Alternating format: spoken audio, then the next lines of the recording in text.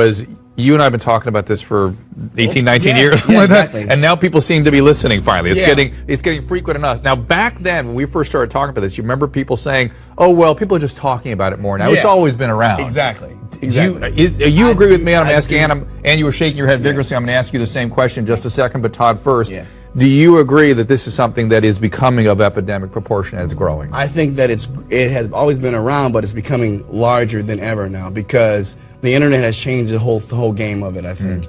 It has given pedophiles the opportunity to do things more than they've been able to do.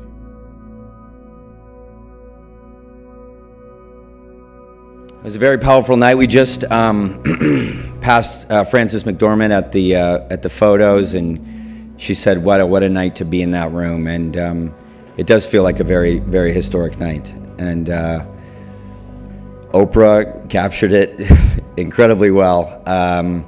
Yeah, it was powerful. For too long, women have not been heard or believed if they dared to speak their truth to the power of those men. But their time is up.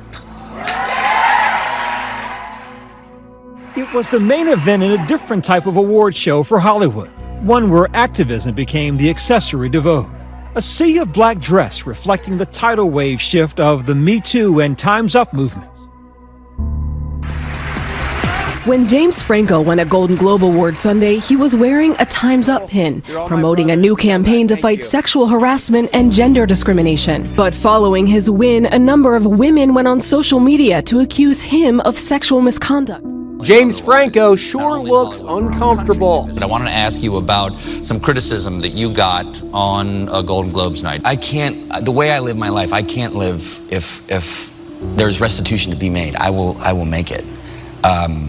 So if I've done something wrong, I will fix it. I have to.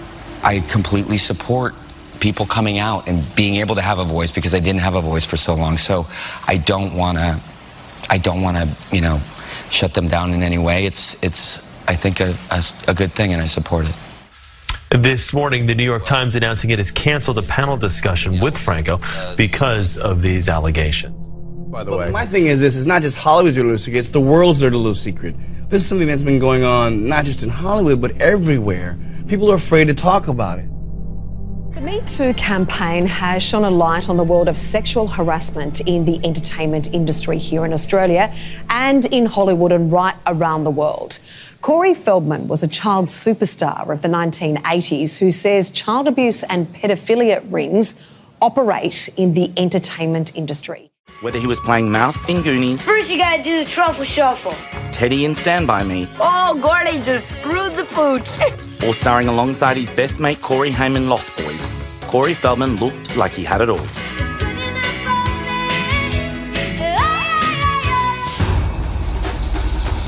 But according to Corey, beneath all the fame and fortune lies a sinister tale of abuse, drugs and pedophilia deep in the underbelly of 1980s Hollywood. I like to think of myself more as a child slave. I will ask you the same question, though. You were shaking your head vigorously when I was talking to Todd about being Hollywood's dirty little secret. Do you think it is? I do think it is. I think I agree with Todd that I think it is a bigger picture, that we've seen that in the athletic world just recently. But I think Hollywood in particular has a real problem that no one has talked about. They covered it up for a long time, and it's just now coming to light. Maybe in the last 4 years, I'd say, we've had quite a lot of convictions, so it's starting to look like a trend. Corey went to school like any normal kid, but as his fame grew in Hollywood, his popularity in the playground took a nosedive. Because I had to be picked up early from school all the time, kids thought that I felt that I must be special.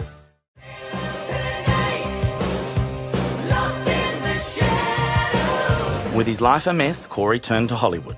The closest thing I remember to having as confidants or friends were directors and producers of commercials that would come to me and say, "Hey, you all right, kid? Why do you seem so unhappy? Why are you so miserable to be here?" And I'd be like, no, I'm happy to be here. Trust me, because if not, I'd be at home, and home is much worse. It's an unspoken code, just like the unspoken code that if you hear that somebody's being molested, you look the other way. The LA Times this morning has just published an article in which 5 women accuse actor James Franco of sexual misconduct. 4 were his students, and another said he was her mentor. including actress Ali Sheedy, who in a now deleted tweet appeared to write, "James Franco just won. Please never, ever ask me why I left the film TV business." I have no idea what I did to Ali Sheedy. I directed her in a play off Broadway. I had nothing but a great time with her, total respect for her. And actress Violet Paley, who tweeted, "Cute times up, pen, James Franco."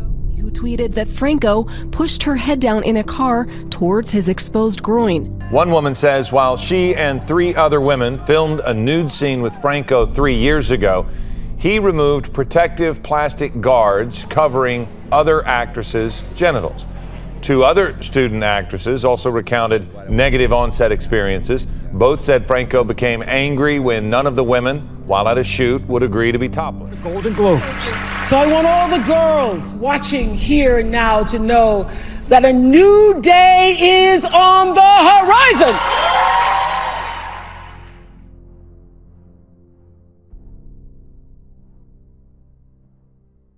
You live in Los Angeles, which has been the center of the Harvey Weinstein allegations. Since then, the number of men accused of sexual harassment or sexual assault has been staggering. There have been journalists accused, authors, TV personalities, producers.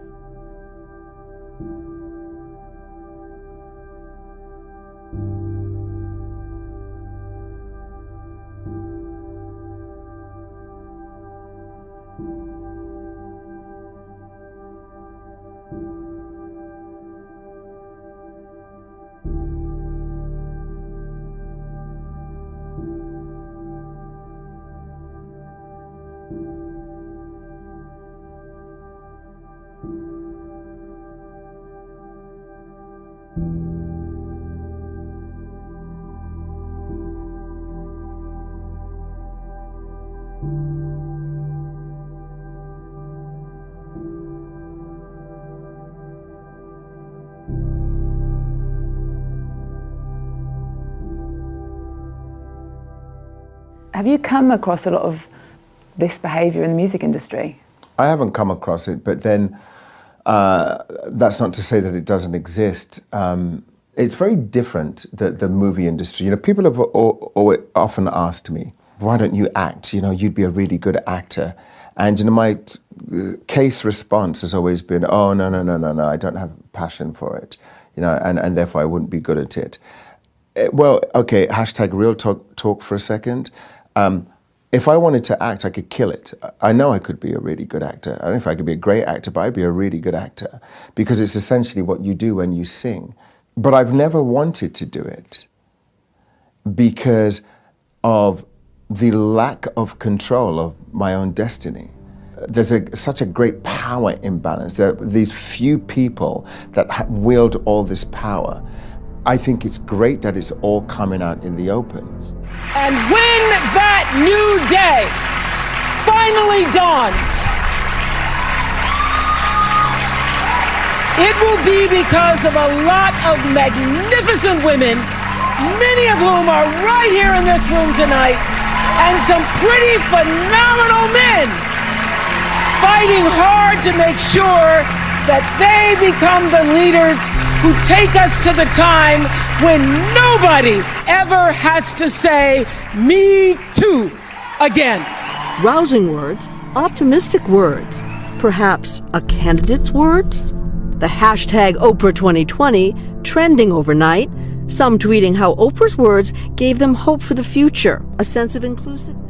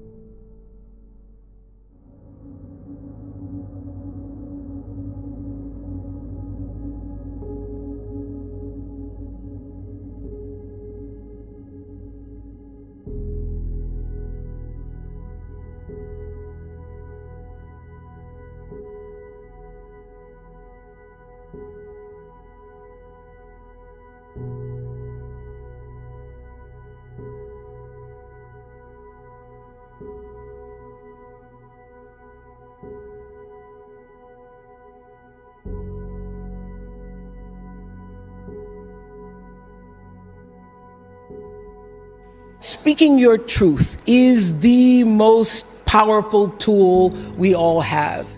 Last night at the Golden Globe. I'm wearing black with a bit of color for hope, I don't know. A little phoenix rising from the ashes, I don't know. But mostly black. I was proud to wear black with every other man and woman who are here tonight on the carpet. But while Corey had found solace in some friends, there was also many wanting to do him harm. I hung out with him for years. Years. We were close friends.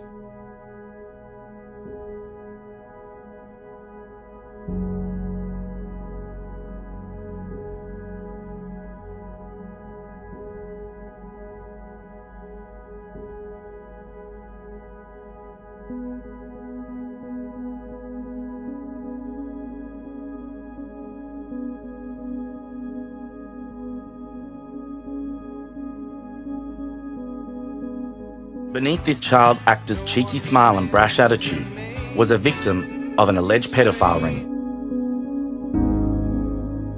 He tried something on me, and I kind of came to in the middle of it and said, no, I can't do this. But this was already happening to me with another man. So initially, when it happened, I recognized that he had already been communicating with the other guy, and the other guy told him exactly how he would get to me, which is by drugging me, getting me drunk, and to the point where I was inebriated and I couldn't defend myself, and then I would pass out. And then once I passed out, that's when they would come in for the kill. And 24 hours later, we got a call from the Today Show like superheroes. They said, we're gonna save you. I get to the Today Show, and the guy to interview me is Matt Lauer. And Matt Lauer basically does everything he can to discredit me, and sits there and basically shames me for the fact that I'm fighting this fight. In all fairness, though, we've been down this road before with you, and you have promised in the past to name names. Never. In your book, you said, when you were talking about your book, you said you were going to blow the lid off of this. This is why I'm doing this, because when I wrote my book, the publishers prevented me from writing the names down. That's what I meant by we were down this road before. Yeah. And just a month and a half later, karma comes back, bites him in the ass. Dear colleagues, on Monday night, we received a detailed complaint from a colleague about inappropriate sexual behavior in the workplace by Matt Lauer. It represented, after serious review, a clear violation of our company's standards. As a result, we have decided to terminate his employment.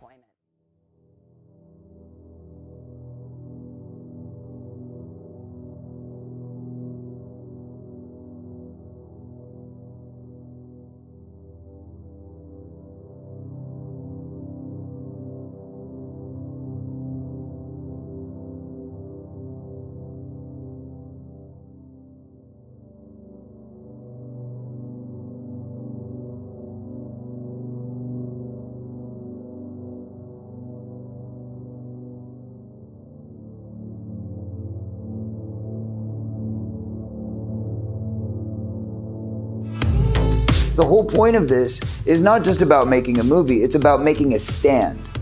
It's about standing up. And the biggest disappointment for me is that really nobody from the Hollywood community has said, we're going to stand with you. I'm only one man. I can only speak on what I know for sure. And what I know for sure is that Hollywood protects a group of pedophiles who are still working within our industry. Now, I'm sure there's much more famous and renowned ones that I don't even know about because I see them coming out on the news every day. But the ones I do know about, the only way that I can be helpful is to tell my story without any barriers put upon me. Women started tweeting sexual accusations against him in the last couple of days after he wore a Time's Up pin and won a Golden Globe on Sunday. The things that I heard that were on Twitter are not accurate. But I completely support people coming out and being able to have a voice because I didn't have a voice for so long. So I don't want to, you know, shut them down in any way. It's I think a good thing, and I support it.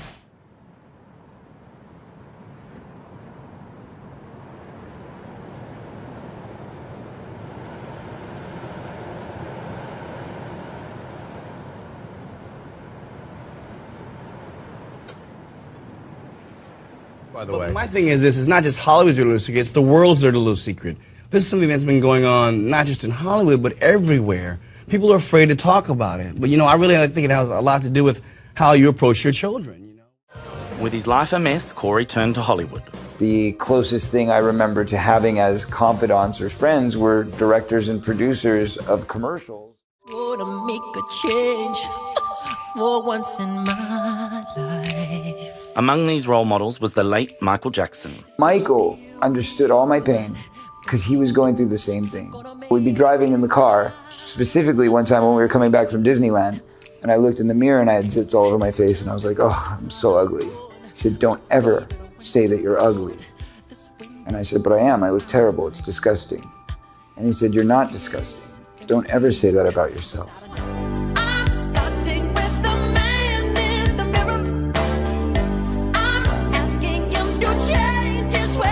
And he taught me about self-love, which is the most important gift that anyone can give you, is learning how to love yourself again. Did Michael Jackson save your life? In many ways, yeah, in many ways. I mean, he certainly saved my soul.